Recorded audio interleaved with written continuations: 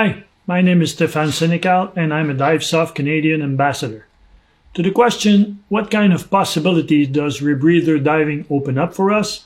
I could have said diving wrecks or dive sites that were not accessible before, either because of their depth or longer bottom time needed, but it would still be accessible or feasible with open circuit configuration, right? Not without the need of more difficult logistic, but it would still be doable. So my best and honest answer would have to be split in two different contexts: remote expedition and longer bottom time.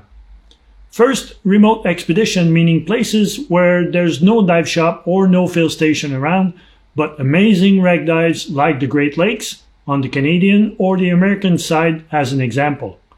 And second, longer bottom time because of the rebreather capability. Dive expeditions in remote areas are nothing new. It's been done since a long time.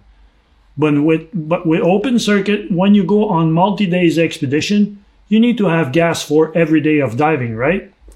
If no fill station are available in your planned expedition, you either need to bring a lot of tanks, especially if you're diving doubles with stage bottle, or you need to bring your own fill station. If you choose to bring your own fill station, you'll need to deal with long hours to do refills, especially with mixed gas diving. A team of 6 divers diving on mixed gas will require 4 to 6 hours of blending every day, not counting the need of numerous cascade bottles and a good compressor. With this in mind, you can see that you can slide very fast into the need of a big trailer rig or truck, either to carry extra tanks or compressor with cascade gas bottle if you're diving mixed gas. With rebreather, you still need gas, but way less.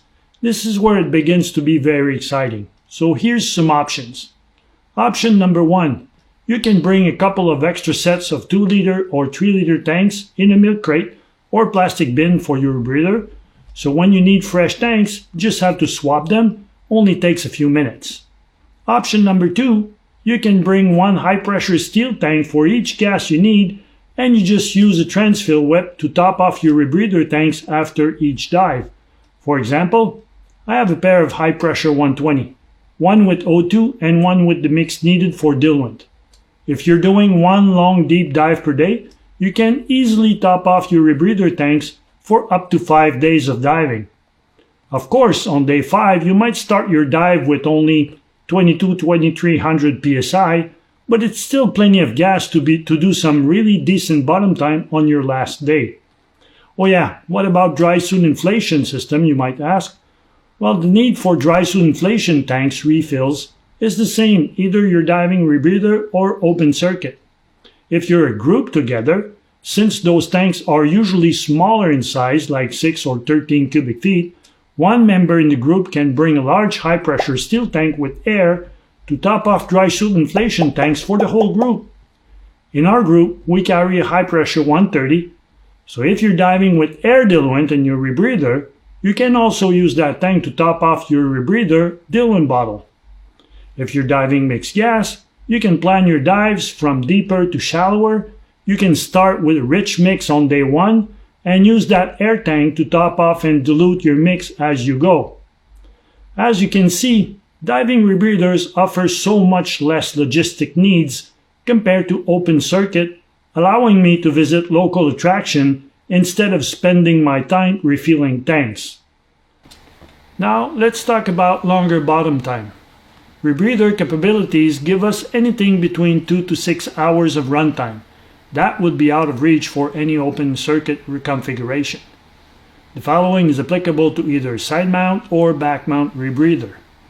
Side mount configuration has been around for a while now, but side mount rebreather are now easily available and are becoming more popular.